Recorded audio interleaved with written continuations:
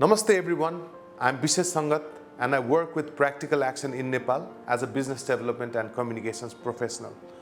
So Practical Action has been working in Nepal for the past 4 decades and we have been working with smallholder farmers at the intersection of vulnerabilities. As a part of the same, we were working in Dang, Rolpa and Rukum East in the western part of the country. And we have been working with these farmers to promote climate resilient farming practices. So while we were doing so, what we realized was for farmers to upscale their livelihood and to be empowered, access to finance is really important, especially to commercialize the farming practices. In the rural areas of Nepal, the access to finance is very less. There are very less banking and financial institutions in the rural parts of Nepal. Furthermore, women suffer more from it because of the traditional gender norms that exist in the society. So, before we start to talk about access to finance, financial inclusion itself was something to be worked on. That's when we designed this idea called Empowering Women with Digital Finance. We included digital as a huge component of this program because in today's world, digital is the key. So today, you'll be hearing directly from the women in the communities that we've worked with. Where are we going to hear these stories from? So we'll be taking an hour flight from Kathmandu to another city in the western part of Nepal. We'll be driving for hours through the rough trails to the hills of Rolpa, Rukum East and the plains of Dang. We'll be talking to women and women digital champions that we have worked with. So here's a story directly from the field. महिलाहरू हामी चाहिँ पहिले हामी बोल्न सक्थेनौं हैन र केही कुराहरू राख्न सक्थेनौं हामीलाई हिड्नलाई कतै हिड्नलाई पनि एकदमै असहज थियो अनि त्यसपछि घरबाट बाहिर निस्किनलाई सोध्न पर्ने सोधेर पनि जाने अनुमति पाउँदैन थियौं अहिले अब हामी जुन हामीले यो गर्न पर्ने रहेछ है हामी आफै सक्षम हुनलाई हामी पनि अगाडि बढ्न पर्ने रहेछ महिलाहरूलाई पछाडी पार्न हुँदैन हामीले केही सिक्नलाई जान्नलाई बुझ्नलाई हाम्रो पनि अधिकार छ त्यसपछि हामीले चाहिँ केही गर्न पर्छ भन्ने कुराहरू सिकेर चाहिँ अगाडि बढ्ने गरिराखेका छौं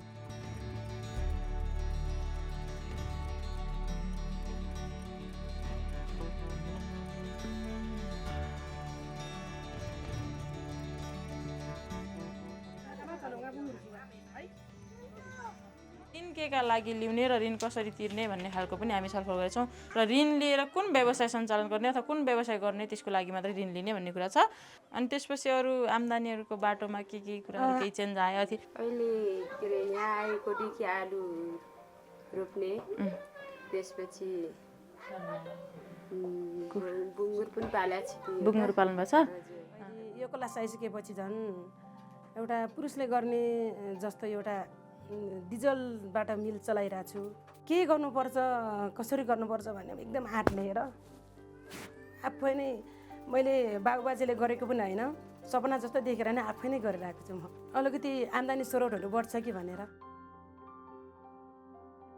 मासिकमा हुन्छ नै 10-15 हजार जति हुन्छ यो क्लासमा आने पहिला त मेरो त केही पनि थिएन बारी थिएन गाई भैँसी थिएन अब यही क्लास सुरु भएपछि अब भैँसीहरु पनि थपे बाख्राहरु पनि किने यो कक्षा आएदेखि मेरो आर्थिक अवस्था यस्तो भयो यति मैले पैसा कमाउन सके यति मैले आर्ट गर्न सके यति म अरु भन्दा मनि नै थिए धेरै गरिब भएर मलाई धेरै नै हेला गरेथे थिए म अहिले अरुसितै साथीभाइहरुसँगै उनको लेभल नै पुगिसके मोबाइल देखि नानी बाबुको फिस तिर्ने यताउता सबै हरेक कुराहरु यहीबाट भइराछ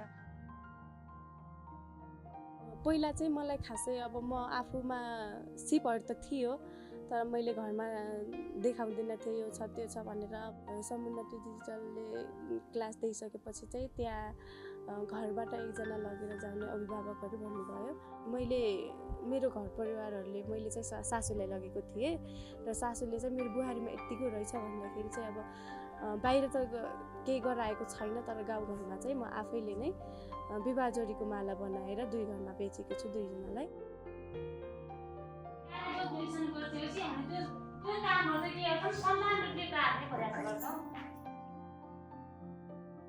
पुराना परम्परा सोचहरूले गर्दाखेरि महिलाहरू घरबाट बाहिर निस्किन नसक्ने अनि बुहारी मान्छे लिएर बाहिरको काम गर्नुहुन्न है भन्ने यस्ता भावनाहरू बोकेर चाहिँ कतिपय महिलाहरूलाई चाहिँ घरभित्रै नै पीडित भएर बाहिर चाहिँ पोख्न सक्नु भएको हुन्न। त्यस्तोमा चाहिँ उहाँहरूको परिवारमा कस्तो छ भनेर छलफल गर्ने अनि उहाँहरूसँग परिवारलाई बोलाउने अनि त्योमा चाहिँ हामीले कार्यबोझ विश्लेषणको पाठ गरिरहेको थियौँ। उहाँहरूको परिवार सदस्यहरूलाई बोलाएर अनि महिलाहरूले बिहान उठेदेखि साँझसम्म पुरुषले कति काम गर्नुहुन्छ र पुरुषले बिहान उठेदेखि साँझसम्म कति काम गर्नुहुन्छ भनेर चाहिँ हामीले 24 घन्टे घडी पनि बनाएको थियौँ। अत्याधिक कामको बोझ महिलाको अनि पुरुषको थोरै के र फेरि पुरुषको फेरि केमा अलिकति भूमिका देख्यो भने चाहिँ आय स्रोतमा आर्थिक रूपमा के भन्छ हाम्रो के भन्छ बढी भूमिका अनि अलिक त्यो आर्थिक नआउने अनि बढी झन्झटिला कामहरू के चाहिँ महिलाको उसमा रहेछ। तर पछाडि यो कक्षा लिइसकेपछि के भन्छ होइन महिला पुरुष भनेर बराबरी छ। महिलाले गर्न सक्ने काम पुरुषले पनि गर्दो रहेछ, पुरुषले गर्न सक्ने काम महिलाले पनि गर्दो रहेछ। अलिकति झै झगडा जस्तो बेमेल जस्तो हुन्थ्यो पहिला भने चाहिँ अहिले चाहिँ मिलेर काम गर्दाखेरि के गर्छ भने चाहिँ परिवारमा पनि एउटा खुसी जस्तो भनौँ राम्रो भएको छ।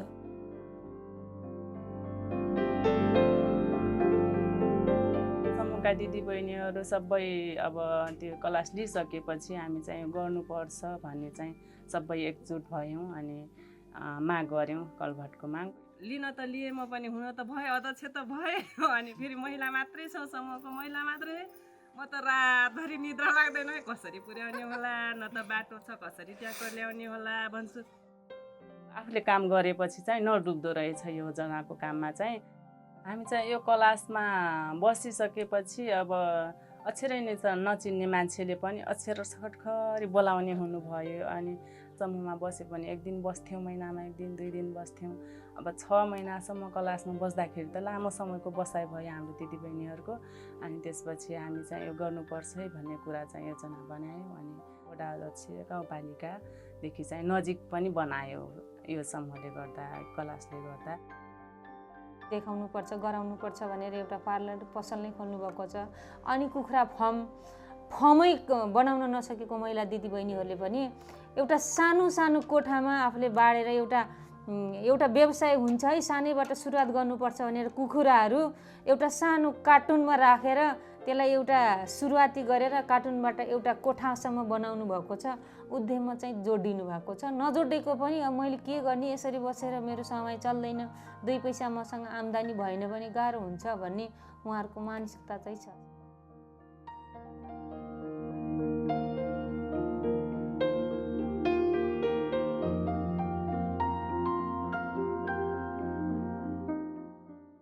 I hope you enjoyed this video.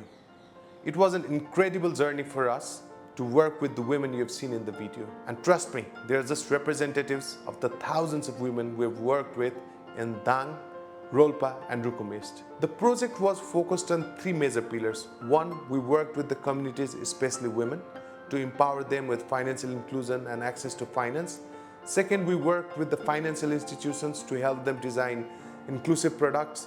And 3rd, we worked with the enablers, especially the local governments, to create an enabling environment for whatever change you've seen in the video. For the empowerment of the women especially, we focused on agency-based empowerment approach and household dialogues, which not only help the women but also their family members to realize the potentials of the women in their houses. This has helped these women step out of their homes. It has helped them follow their dreams, and some have even started their own enterprises. So this is how even us, we have realized that digital financial inclusion and access to finance is key to rural economic development. This can be a stepping stone to create jobs and enterprises in the rural parts of Nepal, ultimately contributing to uplift the lives and livelihoods of the people and especially women. So this is a story from the project that we're working with. Thank you for being a part of this journey.